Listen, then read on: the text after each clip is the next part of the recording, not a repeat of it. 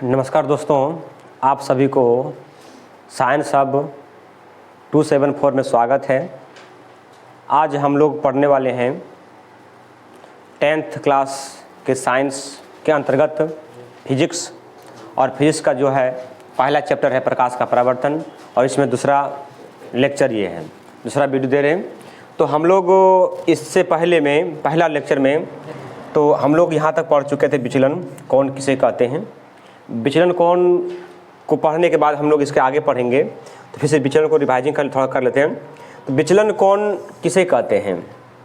आपतित किरण के बढ़ाए गए भाग से परावर्तित किरण तक जो कोण बनता है उसे क्या कहते हैं? विचलन कोण कहते हैं। और विचलन कोण बराबर सूत्र होता है 180 - 2i। तो इसके अनुसार हम लोग कुछ हिसाब को सॉल्व करेंगे। देखिए, कुछ हिसाब ये आ गया है, तो इस हिसाब को सॉल्व करने से पहले आप लोग से अनुरोध है, विनती है कि जो भी इस चैनल में नए जुड़े हुए हैं कृपया वीडियो को शेयर कीजिए, लाइक कीजिए और सब्सक्राइब भी कीजिए। तो देखिए, पहला क्वेश्चन जाने से पहले हम कुछ फैक्ट को समझेंगे। विचलन दो तरीके से होता है। विचलन कोण जो है दो तरह से बनता है। पहला है घड़ी के दिशा में, यानी जिस तरह घड़ी चलती है उस दिशा में, और उसके विपरीत दिशा में भी बनता है, यानी घड़ी के विपरीत दिशा में। तो सबसे पहला क्वेश्चन है विचलन कोण बराबर कि यदि कोई आपतन कोण 45 डिग्री के हो तो या है तो विचलन कोण का मान क्या होगा? थोड़ा सा ध्यान दीजिएगा। तो विचलन कोण बराबर सूत्र क्या होता है? विचलन कोण बराबर अभी जस्ट सूत्र बताए हैं 180 - 2i, और आपतन कोण को हम लोग क्या बोलते हैं? आई बोलते हैं, यानी आई बराबर 45 डिग्री दे रखा है ना। तो 45 डिग्री जो दे रखा है आई दिया हुआ है। क्या दिया हुआ है? आई दिया हुआ है। तो 2 यानी कि 180 घटा 2 गुना आई का वैल्यू क्या बैठाएंगे हम लोग? 45 डिग्री, ये लिख दिया 45। तो 180 में 45 दूनी 90, यानी 180 में 90 जाए कितना हो जाएगा? 90, यानी इस क्वेश्चन का आंसर क्या हो जाएगा? विचलन कोण 90 डिग्री हो जाएगा। ठीक है, चलते हैं क्वेश्चन नंबर 2 की ओर। तो क्वेश्चन नंबर 2 में क्या बोला गया, थोड़ा इसको ध्यान समझिएगा और आप लोग इसको उतार लीजिए। देखिए, क्वेश्चन नंबर 2 में ये बोला गया है कि यदि कोई आपतित किरण परावर्तक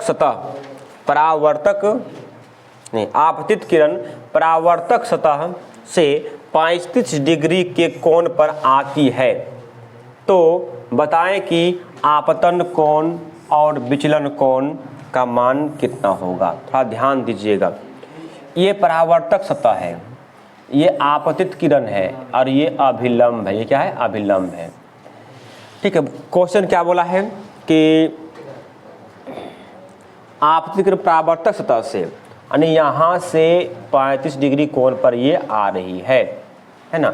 तो बोला ये आपतन कोण क्या होंगे? आपतन कोण ये आई होगा, क्योंकि ये लंब है तो ये कुल कितना डिग्री कोण बनेगा? 90 डिग्री का। और 90 डिग्री में 35 डिग्री घट रहा है तो कितना बच जाएगा? 55 डिग्री का, यानी आई जो हो जाएगा ये 55 डिग्री का आई बन जाएगा। आई बराबर 55 डिग्री हो जाएगा। ठीक ना। तो विचलन कोण बराबर सूत्र क्या होता है? विचलन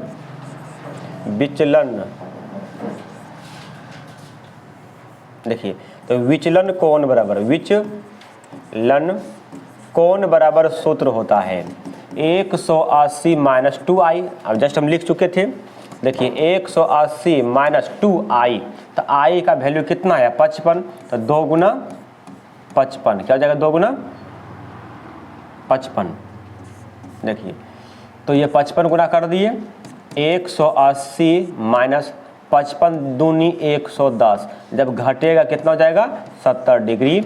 ये हो गया मेरा आंसर, विचलन कोण। और एक आंसर कितना हो गया? आई बराबर 55 डिग्री। दूसरा आंसर ये हो गया है।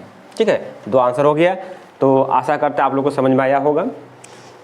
तो आप लोग इसको थोड़ा सा स्क्रीनशॉट कर लीजिए या उतार लीजिए। चलते हैं आगे क्वेश्चन की ओर। ठीक है, इसको मिटाना पड़ेगा हमको, एक ही जगह लिख दी सब क्वेश्चन को। इसलिए यदि परावर्तन कोण 80 डिग्री है तो विचलन कोण का मान कितना होगा?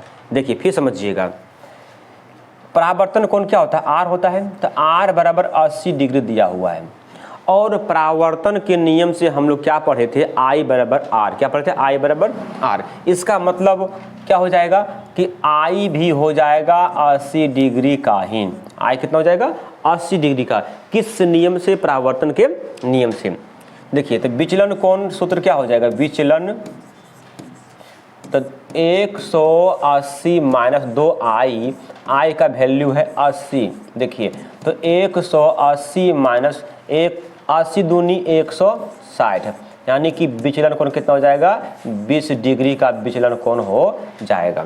आशा करते हैं आप लोगों को समझ में आया होगा। अगर समझ में आ गया है तो इस वीडियो को शेयर कीजिए और लाइक कीजिए, सब्सक्राइब कीजिए। ठीक है, चलिए आगे बढ़ते हैं नेक्स्ट क्वेश्चन की ओर। नेक्स्ट क्वेश्चन ये है, क्वेश्चन नंबर 4 ये है, क्या है, यदि आपतन कोण, यहाँ ये सटा हुआ है, आपतन कोण 70 डिग्री का है तो विचलन कोण का मान कितना होगा। जस्ट वही आई बराबर दिया हुआ है, आपतन कोण बराबर 70 डिग्री, तो बोला विचलन कोण क्या हो जाएगा। तो विचलन कोण बराबर क्या हो जाएगा, देखिए तो विचलन कोण बराबर 180 माइनस 2i। क्या हो जाएगा, 180 माइनस 2i। देखिए तो ये हो जाएगा 180 माइनस 2i, तो i का वैल्यू कितना है, 70 डिग्री। तो हम यहाँ 70 गुना करेंगे, सॉरी माफ़ कीजिएगा, क्या लिख दिए, 17 लिख दिए, 70 डिग्री। तो 180 घाटा 70 दूनी 140, और घटने बाद में कितना आ जाए, घटने बाद में आ गया 40 डिग्री। इसलिए विचलन कोण कितना हो गया, विचलन कोण हो गया 40 डिग्री। ठीक है, ये 4 हम क्वेश्चन किए हैं विचलन कोण में, 1 2 3 4। और आप लोगों से विचलन कोण का हिसाब का नहीं छूटेगा। चलते हैं नेक्स्ट क्वेश्चन की ओर। तो नेक्स्ट क्वेश्चन में क्या है, तो देखिए अब नेक्स्ट क्वेश्चन ये है, नेक्स्ट में हम लोग पढ़ेंगे प्रकाश का परावर्तन के कितने तरह से होता है, यानी प्रकाश का जो परावर्तन है वो कितने तरह से होता है ना। तो कितने तरह से होगा, देखिए तो प्रकाश का परावर्तन मुख्यतः 2 तरह से होते हैं। कैसे कैसे, एक नियमित परावर्तन, दूसरा अनियमित परावर्तन या विशिष्ट परावर्तन। ठीक ना, अनियमित का 2 नाम है, देख लीजिए यहाँ पे लिखा हुआ है, अनियमित का 2 नाम, एक अनियमित है, एक विसरित है। एक क्या है, विसरित परावर्तन है।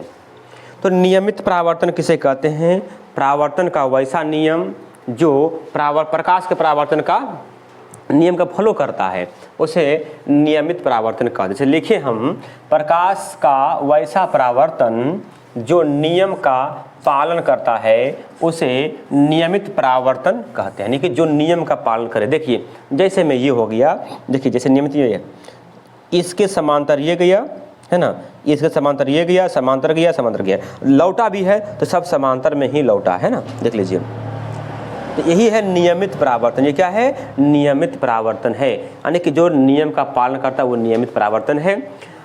अनियमित परावर्तन या विसरित परावर्तन, प्रकाश का वैसा परावर्तन जो नियम का पालन नहीं करता है उसे विसरित परावर्तन या अनियमित परावर्तन कहते हैं। यानी जो नियम का पालन बिल्कुल नहीं करता है उसी को हम विसरित परावर्तन या अनियमित परावर्तन कहते हैं। जिसमें देखिए सब तो समांतर आया है, लेकिन समांतर सब गया नहीं है। समांतर आया, सभी रेखा आप एक दूसरे के समांतर हैं, लेकिन समांतर गए नहीं हैं। इसी को हम लोग बोलते हैं विसरित परावर्तन या अनियमित परावर्तन। आशा करते हैं आप लोग को समझ में आ गया होगा। अगर समझ में आ गया है तो इस वीडियो को कीजिए लाइक और चैनल को कीजिए सब्सक्राइब, और ज़्यादा से ज़्यादा लोगों तक शेयर कीजिए इस वीडियो को, जो कि ज़्यादा तक ये वीडियो पहुँच जाए और इसका जानकारी सब लोग प्राप्त कर लें। चलते हैं नेक्स्ट क्वेश्चन की ओर। तो नेक्स्ट क्वेश्चन में क्या है, देख लीजिए। नेक्स्ट क्वेश्चन में ये है कि प्रकाशीय माध्यम क्या है, प्रकाशीय माध्यम क्या है, जिस माध्यम में प्रकाश गमन करती है। क्या, जिस माध्यम से होकर प्रकाश गमन करती है, यानी जिस माध्यम से होकर प्रकाश लाइट आर पार होती है उसी को हम लोग क्या बोलते हैं, प्रकाश का ये प्रकाशीय माध्यम कहते हैं। जैसे में हो गया हवा, जल, कांच, हीरा, ये सब क्या है, प्रकाशीय माध्यम है। इसको क्या है, प्रकाशीय माध्यम है, यानी कि जिस माध्यम में प्रकाश गमन करती है उसे प्रकाशीय माध्यम कहते हैं। दूसरा है छाया। छाया क्या होता है, जिसको हम लोग बोलते हैं छाइयाँ। जैसे कि हम लोग धूप में खड़ा होते हैं तो खड़ा होने के बाद देखिए पीछे या आगे एक अंधेरा क्षेत्र बनता है, अंधेरा टाइप का एक क्षेत्र बन जाता है, उसी को हम लोग बोलते हैं छाया, यानी कि छाहियाँ बोलते हैं, ठीक है ना।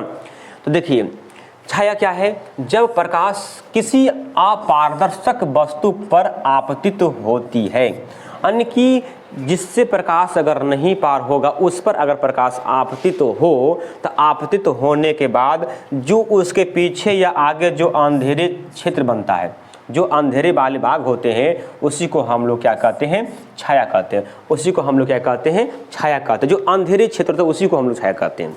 अब यहाँ से बहुत भी आए क्वेश्चन आ चुका है, इसको देखिएगा, इसको ध्यान से देखिएगा, ध्यान से समझिएगा। दर्पण, दर्पण क्या होता है, दर्पण किसे कहते हैं। देखिए दर्पण यानी कि अर्थात मिरर, क्या कहते हैं इसको, मिरर। वैसा परावर्तक सतह जो आपतित किरणों को सभी दिशाओं में परावर्तित करता है उसे दर्पण कहते हैं।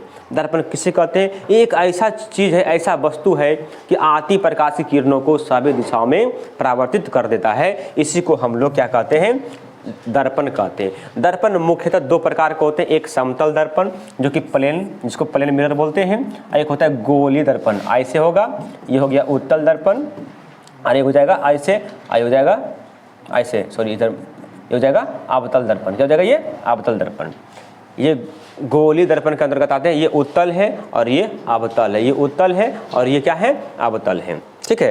तो देखिए यह मुख्यतः दो प्रकार के होते हैं। कौन दो प्रकार के होते हैं, दर्पण दो प्रकार के होते हैं, वो कौन कौन हैं, समतल दर्पण, प्लेन मिरर, गोल दर्पण, स्फेरिकल मिरर, ठीक है। ये दो तरह के दर्पण होते हैं। चलते हैं नेक्स्ट क्वेश्चन की ओर। तो नेक्स्ट क्वेश्चन में क्या है, देखिए, तो नेक्स्ट क्वेश्चन में समझिए क्वेश्चन क्या कह रहा है कि ये जो है समतल दर्पण किसे कहते हैं, समतल दर्पण क्या होता है। तो समतल दर्पण थोड़ा समझिए, वैसी दर्पण जिसका परावर्तक सतह समतल होता है, यानी जो जिससे हम लोग अपने चेहरे को देखते हो क्या होता है, समतल होता है, प्लेन होता है, उसी को हम लोग समतल दर्पण कहते हैं। जैसे कि हम लोग जो घर में आईना यूज करते हैं, जो हम लोग जो जिससे फेस देखते हैं घर में, जिसको आईना बोलते हैं हम लोग, वो क्या है, वो है एक समतल दर्पण। क्या वो है, समतल दर्पण। देखिए दो हम समतल दर्पण लिए हैं। एक चीज़ ध्यान दीजिएगा इस प्रतिबिंब से, ये कोई व्यक्ति बाहर में खड़े हैं और ये दर्पण में दिख रहे हैं, है ना, लेकिन प्रतिबिंब सीधा है। प्रतिबिंब क्या है, सीधा है, लेकिन सीधा तो है लेकिन पार्श्विक रूप से वो उल्टा बनते। पार्श्विक का मतलब क्या होता है सर, थोड़ा समझिएगा। पार्श्विक का रूप ये होता है, मतलब कि अगर ये मेरा दाहिना हाथ है, दिखेगा बायां हाथ, बायां दिखेगा दाहिना, आँख बायां आँख दिखेगा दाहिना आँख, दाहिना दिखेगा बायां, यही पार्श्विक रूप से उल्टा होता है और कुछ उल्टा होता नहीं है। यानी कि सिर्फ बनेगा सीधा, हम जैसे वैसे बनेगा मेरा फिगर, लेकिन हाथ उल्टा लगेगा, ऐसे उल्टा है। देखिए दिख रहा है ये, इसमें क्या है, इसमें राइट हैंड है इसका, और यहाँ दिख रहा है लेफ्ट हैंड, देख ली सही से, दिख रहा है ना। तो यही वह इमेज में लेफ्ट उल्टा, पार्श्विक उल्टा होता है। लेकिन कुछ नोट में भी लिखे हैं, देख लीजिए नोट में क्या लिखे हैं। देखिए यहाँ भी एक दे दिए हैं, जस्ट वही है। यहाँ क्या दिख रहा है, ये राइट है, इधर दिख रहा है लेफ्ट दिख रहा है। देखिए नोट में क्या है कि किसी समतल दर्पण में किसी वस्तु का पूरा प्रतिबिंब देखने के लिए, कोई समतल दर्पण है, अगर वो अपना पूरा चेहरा देखने के लिए, पूरा चेहरा अगर देखना चाहता है ऊपर से नीचे तक, तो वस्तु की ऊंचाई कम से कम आधी ऊंचाई दर्पण की होनी चाहिए। यानी जितनी बड़ी वस्तु है उससे आधा होना चाहिए प्रतिबिंब की ऊंचाई। अगर 6 फीट का है तो प्रतिबिंब कम से कम 3 फीट का होना, दर्पण 3 फीट का होना जरूरी है। अगर हम 6 फीट के हैं तो दर्पण 3 फीट का होना जरूरी है। इसी तब हम पूरा चेहरा देख पाएंगे अपने दर्पण में। यानी दर्पण में क्या हो जाएगा, अगर हम 6 फीट के दर्पण 3 फीट का होना जरूरी, तो उसको हम देख पाएंगे अपने पूरा चेहरा को, ऐसे नहीं देख पाएंगे। एक क्वेश्चन ये भी है, थोड़ा समझिएगा, पॉइंट है ये, यदि कोई वस्तु समतल दर्पण के सामने भी वेग से चलता है तो दर्पण के सापेक्ष प्रतिबिंब 2 वेग से और दर्पण के सापेक्ष भी वेग से बनेगा। थोड़ा ये ध्यान दीजिए। मान लिया जाए कि ये एक दर्पण है, ठीक है, और ये वस्तु है, ये कोई वस्तु है, ये प्रतिबिंब है। थोड़ा ध्यान दीजिएगा। अगर ये एक कदम उठाए यहाँ अगर आते हैं तो ये फिगर यहाँ भी आएगा। अगर ये यहाँ से यहाँ एक डेग उठाते हैं तो इधर से भी इधर एक डेग उठाता है ना, तो एक डेग और एक डेग कितना डेग होगा, 2 डेग हो गया, यानी कि एक इधर चल रहा है और इधर से भी चल इसका चाल है, यानी कि इसका 2 भी चाल होगा, यानी एक भी इधर चला एक भी इधर चला, 2 भी हो गया क्या, दर्पण के सापेक्ष। और दूसरा क्या है, दर्पण के सापेक्ष भी वेग से चलता है। ये प्रतिबिंब के सापेक्ष हो गया, कौन, यहाँ प्रतिबिंब कितना दूर से चल रहा है ये। अब दर्पण के सापेक्ष अगर करेंगे तो दर्पण तो यहीं पे है ना, तो एक डेग उठाया तो ये एक ही डेग ना आगे गया, तो वस्तु के सापेक्ष तो है नहीं, ये दर्पण के सापेक्ष है। दर्पण के सापेक्ष में क्या हो जाएंगे, सिर्फ भी जितना वेग वो चलेंगे उतना ही वो उसका चाल घटेगा या बढ़ेगा, वही उतनी चाल से वो चलेगा। और वस्तु के सापेक्ष 2v से मान लिया जाए कि अगर हम 1 किलोमीटर प्रति घंटा से चल रहे थे, ठीक है, 1 किलोमीटर प्रति घंटा के चाल से हम चल रहे थे, तो प्रतिबिंब के सापेक्ष क्या हो जाएगा, 2 किलोमीटर प्रति घंटा के रफ्तार से हम चल रहे थे प्रतिबिंब के सापेक्ष, ठीक है, उतना दूरी वो 1 घंटा में घट जाएगा। अब चलते हैं नेक्स्ट क्वेश्चन की ओर। तो नेक्स्ट में क्या है, थोड़ा ध्यान दीजिएगा। नेक्स्ट में है गोलीय दर्पण। क्या है, गोलीय दर्पण। तो गोलीय दर्पण किसे कहते हैं, यानी गोलीय दर्पण की परिभाषा, वैसी दर्पण जिसका परावर्तक सतह गोलीय होता है, यानी गोलाकार होता है, जिसकी परावर्तक सतह गोलाकार होता है या गोलीय होता है, उसे गोलीय दर्पण कहा जाता है। यानी कि वैसी दर्पण जिसका परावर्तक सतह गोलाकार होता है, यानी गोलाकार हो, यानी गोल ऐसे एक गोला का भाग होता है, उससे हम गोलीय दर्पण कहते हैं। मान लीजिए इसको हम ऐसे करके काट दें, देखिए इसको काट दिए से, है ना, तो ये क्या हो गया, अगर इधर से हम पेंट किए तो ये हो गया कैसा, ये हो गया उत्तल दर्पण। क्या हो गया, उत्तल दर्पण, ठीक है। अगर इधर से हम पेंट करेंगे बाहर से तो ये क्या हो जाएंगे, ये हो जाएंगे अवतल दर्पण, अवतल दर्पण, ठीक है।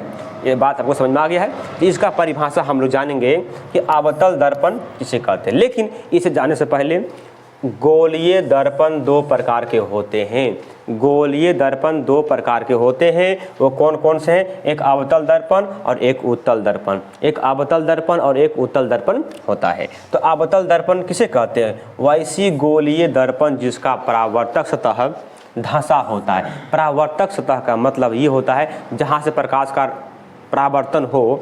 तो ये देखिए अवतल दर्पण धंसा हुआ है ना, ये परावर्तक सतह है, धंसा है, और क्या लिखा है, तथा कलई किया गया भाग उठा हो। कलई किया गया भाग उठा हुआ है, जब पेंट किए उधर उठा हुआ है, इसको हम लोग बोलते हैं अवतल दर्पण कहते हैं। इसमें समझना है दर्पण में दोनों में होता है। ये एक दर्पण है और ये जो है ये इसको क्या बोलते हैं, मुख्य अक्ष या प्रधान अक्ष बोलते हैं। और जिस बिंदु पर यहाँ ये छुआ है, दर्पण के बीचों बीच बिंदु को मध्य बिंदु क्या बोलते हैं, ध्रुव बोल, जिसको P द्वारा सूचित किया जाता है। और जिस गोला से घुमा हुआ था उसके केंद्र को बोलते हैं वक्रता केंद्र। ध्रुव और केंद्र के बीच को क्या बोलते हैं, पॉइंट को फोकस बोलते हैं। क्या बोलते हैं, फोकस बोलते हैं। और ध्रुव और फोकस के बीच की दूरी को क्या बोलते हैं, फोकस दूरी, जिसको हम लोग छोटी f से सूचित करते हैं। और केंद्र, वक्रता केंद्र और ध्रुव के बीच की दूरी को बोलते हैं वक्रता त्रिज्या। क्या बोलते हैं, वक्रता त्रिज्या, जिसको हम लोग सूचित करते हैं बड़ी R से। ठीक है, आप लोग को यहाँ तक समझ में आ गया होगा। चलते हैं नेक्स्ट क्वेश्चन की ओर। नेक्स्ट क्वेश्चन में क्या कहा गया, देखिए नेक्स्ट में ये है, अवतल दर्पण की विशेषताएं को लिखें। तो अवतल दर्पण की विशेषता क्या होती है, यानी इसका खासियत क्या है, इसका गुण क्या है। देखिए अवतल दर्पण की विशेषताएं निम्न इस प्रकार हैं। पहला क्या है कि इसकी फोकस दूरी धनात्मक होती है। इसकी फोकस दूरी धनात्मक होती है। इसकी फोकस दूरी धनात्मक मतलब क्या हुआ, इसकी फोकस दूरी क्या होती है, धनात्मक होती है। धनात्मक क्यों माने हैं, क्योंकि ये अवतल दर्पण है ना। तो अवतल दर्पण ये है, तो ये ध्रुव है और ये फोकस है और ये वक्रता केंद्र है। दर्पण के आगे की सभी दूरियां क्या होती है, दर्पण की धनात्मक कैसे होगा, इसका ऋणात्मक होना चाहिए, रे अवतल का ऋणात्मक होना चाहिए।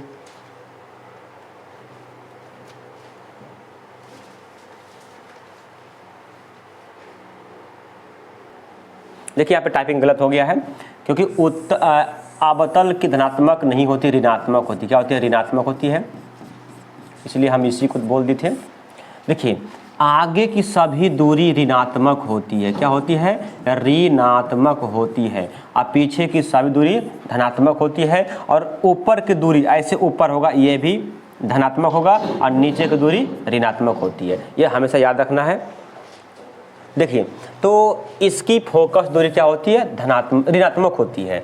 यह वस्तु का वास्तविक एवं काल्पनिक प्रतिबिंब दोनों तरह के प्रतिबिंब बनाता है। यानी अवतल दर्पण में दो तरह के प्रतिबिंब बनते हैं, वास्तविक एवं काल्पनिक। काल्पनिक का दो नाम है, एक काल्पनिक और आभासी, दोनों बोलते हैं। काल्पनिक और आभासी उसी का नाम है, दोनों किसी नाम को बोलेंगे तो बौखिएगा नहीं, समझ जाइएगा। यानी कि इसमें प्रतिबिंब जो हैं दो तरह के बनते हैं, एक वास्तविक और एक काल्पनिक। अब है तीसरा पॉइंट है, अवतल दर्पण में वस्तु का प्रतिबिंब सामान्यतः बड़ा, यानी इसमें प्रतिबिंब जो बनता है ना, वस्तु से बड़ा भी बनता है, छोटा भी बनता है, और वस्तु के बराबर भी बनता है। वही लिखे हैं, बड़ा, छोटा और बराबर भी बनता है। यानी इसमें प्रतिबिंब जो है वस्तु के बराबर भी बनता है, बड़ा भी बनता है और छोटा भी बनता है। किस में? अवतल दर्पण में। उत्तल में क्या है? सॉरी, अवतल में चौथा पॉइंट क्या है? यह वस्तु का उल्टा एवं सीधा प्रतिबिंब दो तरह से बनाते। कहने का मतलब, काल्पनिक बनेगा तो सीधा बनेगा। काल्पनिक प्रतिबिंब हमेशा सीधा होता है और वास्तविक प्रतिबिंब हमेशा उल्टा होता है। ये ध्यान रखिएगा, वास्तविक हमेशा उल्टा, काल्पनिक हमेशा सीधा। तो इसमें दोनों तरह जब प्रतिबिंब बन रहे हैं, वास्तविक भी बन रहा है। देखिए वास्तविक बनेगा तो क्या बनेगा? उल्टा। काल्पनिक बने क्या बनेगा? सीधा। तो वास्तव में है, यानी कि यह वस्तु का उल्टा एवं सीधा दोनों प्रकार के प्रतिबिंब बनाता है। चलते हैं नेक्स्ट क्वेश्चन की ओर। नेक्स्ट में क्या है? देखिए नेक्स्ट में है, उत्तल दर्पण किसे कहते हैं? तो उत्तल दर्पण क्या होता है, इसके बारे में हम लोग को जानना है। तो वैसी गोलीय दर्पण जिसका परावर्तक सतह उठा होता है। देखिए परावर्तक सतह इधर से लाइट गया तो इधर उठा हुआ है, और कलई किया गया भाग धंसा होता है ना, धंसा हुआ है ना, इसी को बोलते हैं उत्तल दर्पण। क्या बोलते हैं? उत्तल दर्पण। ये है मुख्य अक्ष या प्रधान अक्ष जिसको बोलते हैं। देखिए इधर से घुमा हुआ है ना, इधर से गोल है, तो इसका मतलब केंद्र इसका इधर ही होगा, केंद्र इसका, फोकस भी इधर ही होगा, तो फोकस भी इधर होता है ना। तो पीछे की दूरी क्या होती है? धनात्मक होती है। जस्ट बोलिए अवतल में हम, तो वही इसका नियम विशेषता पढ़ेंगे तब समझेंगे सब हम लोग। तो यहाँ से लेकर यहाँ तक, यानी कि ध्रुव से लेकर केंद्र, वक्रता केंद्र की दूरी वक्रता त्रिज्या होती है, जिसको बड़ी आर द्वारा सूचित करते हैं। और इस ध्रुव और केंद्र के बीचों बीच पॉइंट को फोकस बोलते हैं, जिसको बड़ी एफ बोलते हैं। और ध्रुव और फोकस के बीच की दूरी को फोकस दूरी बोलते हैं, जिसको छोटी एफ द्वारा सूचित किया जाता है। ठीक है, आप लोग को समझ में आ गया होगा। हमें एक ट्रिक याद रखिए, एक नियम याद रखिए कि उत्तल उत्तल उत्तल लिखते कैसे हैं? उत्तल ऐसे लिखते हैं ना, हर सहू से, और हर सहू से उठा भी होता है। ध्यान दीजिएगा, क्या उठा? परावर्तक सतह उठा। हर सहू से उत्तल, हर सहू से उठा, यानी जिसका परावर्तक सतह उठा वो उत्तल होगा। क्या होगा? उत्तल होगा। वही लिखे हैं, वैसी गोलीय दर्पण जिसका परावर्तक सतह उठा होता है तथा कलई किया गया भाग धंसा होगा, उसको उत्तल दर्पण कहेंगे। चलिए, आशा करता आप लोगों को समझ में आया होगा। चलते हैं नेक्स्ट क्वेश्चन की ओर। और देखिए नेक्स्ट क्वेश्चन में क्या है? दर्पण, उत्तल दर्पण की विशेषताओं को लिखें। उत्तल दर्पण की विशेषताओं को लिखें। उत्तल दर्पण की निम्नलिखित विशेषताएं होती है। वो क्या है? इसकी फोकस दूरी धनात्मक होती। क्या होती है? ये सही लिखा हुआ है, इसकी फोकस दूरी धनात्मक होती। उत्तल दर्पण की फोकस दूरी धनात्मक होती है, क्योंकि इसका फोकस पीछे में था। ठीक ना। यह किसी वस्तु का प्रतिबिंब छोटा बनाता है, हमेशा छोटा बनता है। क्यों? क्योंकि काल्पनिक प्रतिबिंब इसमें बनता है, और काल्पनिक प्रतिबिंब हमेशा वस्तु से छोटा ही होता है। काल्पनिक प्रतिबिंब हमेशा वस्तु से छोटा ही होता है, इसलिए इसमें क्या बोला गया है? प्रतिबिंब छोटा बनता है। यह वस्तु का केवल आभासी या काल्पनिक, हम बोले ना इसका दो नाम है, आभासी या काल्पनिक प्रतिबिंब बनता है, क्योंकि काल्पनिक प्रतिबिंब बनेगा तो छोटा ही होगा। अगला है, यह वस्तु का सीधा प्रतिबिंब बनाता है। कैसा? काल्पनिक प्रतिबिंब हमेशा सीधा होता है, वास्तविक प्रतिबिंब हमेशा उल्टा होता है। ठीक है, यह वस्तु का सीधा प्रतिबिंब बनाता है। एक है ध्रुव। तो ध्रुव किसे कहते हैं? गोलीय दर्पण के मध्य बिंदु को ध्रुव कहा जाता है, दर्पण का ध्रुव कहा जाता है। अभी जस्ट हम बताए थे कि गोलीय दर्पण से, मान लीजिए गोल दर्पण ये है ना, गोलीय दर्पण के मध्य बिंदु ये है, मध्य बिंदु ये क्या है, इसी को हम बोलते क्या, ध्रुव।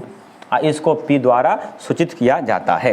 लिखे हैं गोलीय दर्पण के मध्य बिंदु को दर्पण का ध्रुव कहते हैं, इसे P द्वारा सूचित किया जाता है। तो विद्यार्थी जी आज के लिए यहीं तक है, फिर मिलते हैं नेक्स्ट वीडियो में, तब तक के लिए जय हिंद जय भारत।